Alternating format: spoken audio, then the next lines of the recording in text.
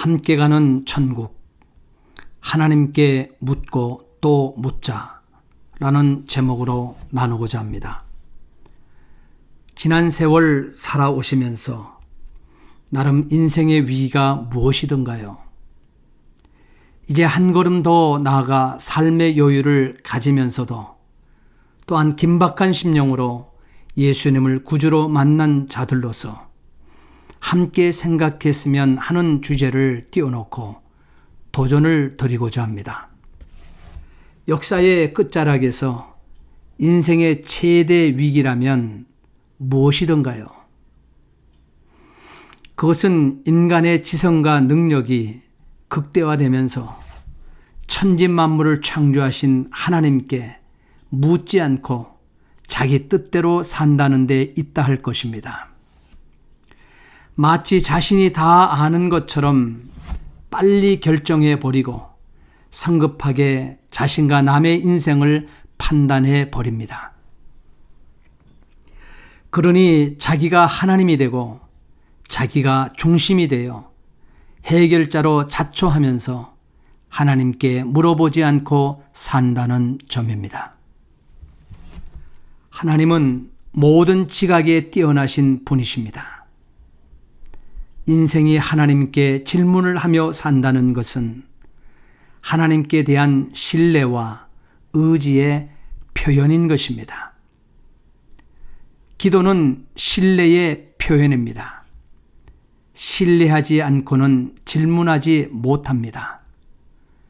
신뢰하지 않고는 간구하지 못합니다. 주지도 못할 존재에게 어떻게 달라고 하겠습니까?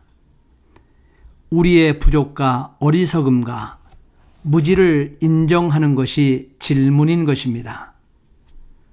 하나님의 지혜와 예지를 믿고 하나님을 해결자로, 해답자로 인정하는 것이 질문인 것입니다. 성경의 다윗은 잘 묻고 물어서 지혜로운 자였습니다. 하나님께 질문이 많아 사랑받고 있으며 하나님 마음에 합한 자로 인정받고 있음을 보게 됩니다. 다윗이 기름 부음을 받아 온 이스라엘의 왕이 됩니다. 왕이 되자마자 블레셋의 침입을 받게 됩니다. 이 긴박한 위기의 때 다윗은 하나님께 모든 것을 묻게 됩니다. 역대상 14장 10절 상반절, 다윗이 하나님께 물어가로되 내가 블레셋 사람을 치러 올라가리이까? 주께서 저희를 내 손에 붙이시겠나이까? 14절, 다윗은 하나님께 다시 묻습니다. 다윗이 또 하나님께 묻자온대 사무엘하 2장 1절 상반절에서도 다윗은 하나님께 묻습니다. 그 후에 다윗이 여호와께 물어가로되 내가 유다 한 성읍으로 올라가리이까? 다윗이 가로되 어디로 가리이까? 이렇게 매사에 하나님 백성에 관한 일을 다윗은 왕임에도 불구하고 묻고 또 묻고 있습니다. 이렇게 하나님께 다윗은 묻고 물어서 전쟁의 승리자가 되었으며 성군이 되었습니다. 하나님의 마음에 합한 자가 되었다는 점입니다. 하나님은 어떤 분이십니까? 창세기 1장에 천지 만물을 창조하신 주인이십니다. 그럼에도 제약덩어리인 우리 인생이 묻고 또 물어도 귀찮아하지 않으시고 어떤 질문이든지 성심껏 대답해 주시는 신실하신 창조주이십니다. 이미 다윗이 왕이 되어 첫 정사를 시작하게 될 때부터 전능하신 하나님께 묻고 또 물어 순종하고 있습니다. 역대상 이 10절 상반절에 다윗의 물음에 하나님 응답하셨습니다. 10절 하반절에 여호와께서 이르시되 올라가라 내가 저희를 네 손에 붙이리라 하신지라 합니다. 또한 14절에 하나님 응답하셨습니다.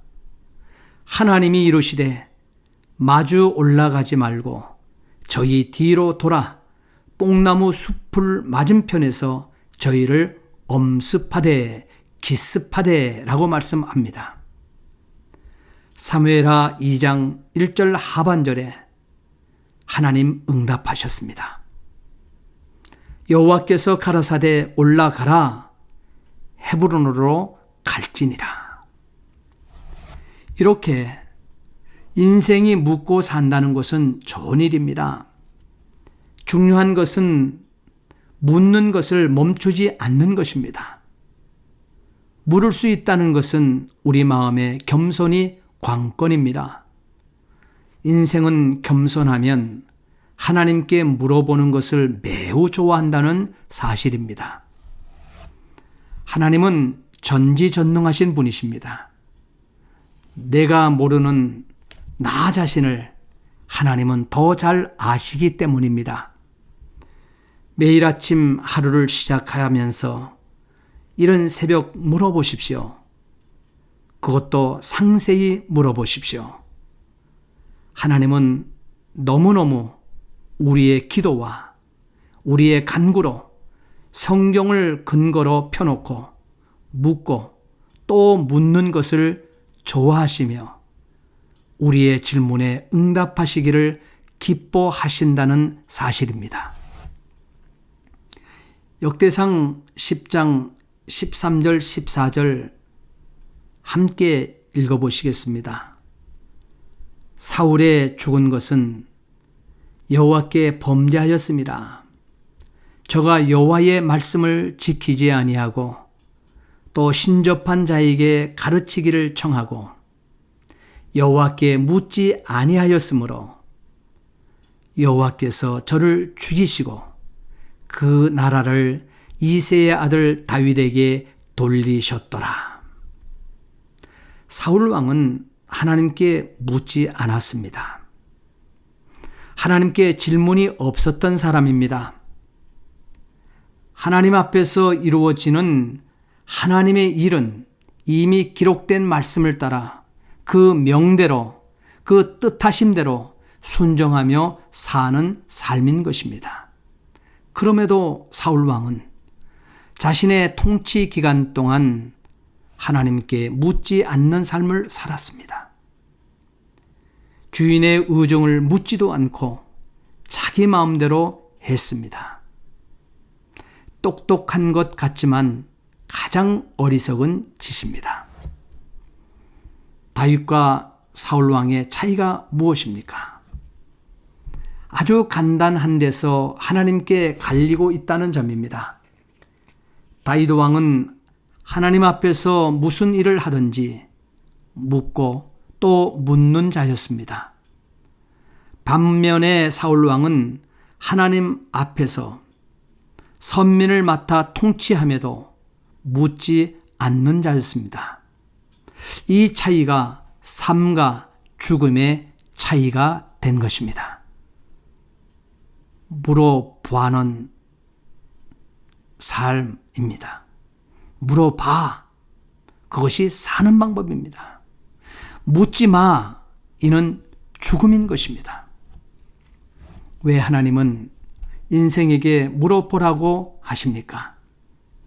하나님은 인생에게 해답을 주실 수 있기 때문입니다.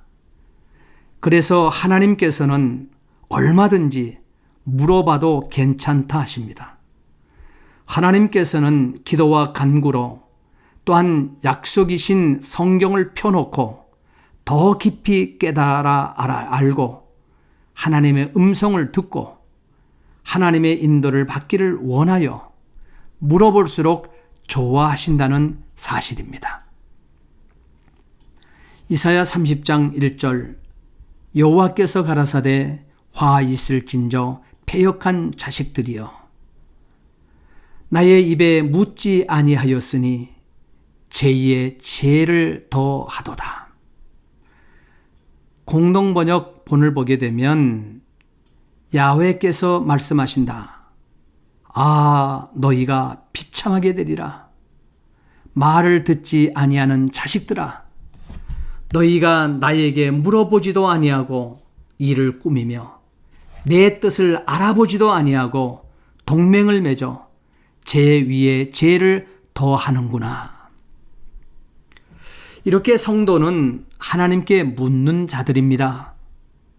묻지 않고 행하는 모든 일은 하나님께 대하여 죄를 짓는 것이라 하십니다. 이미 말씀이 육신이 되어 오신 하나님을 무시하는 것이기 때문이라 하십니다.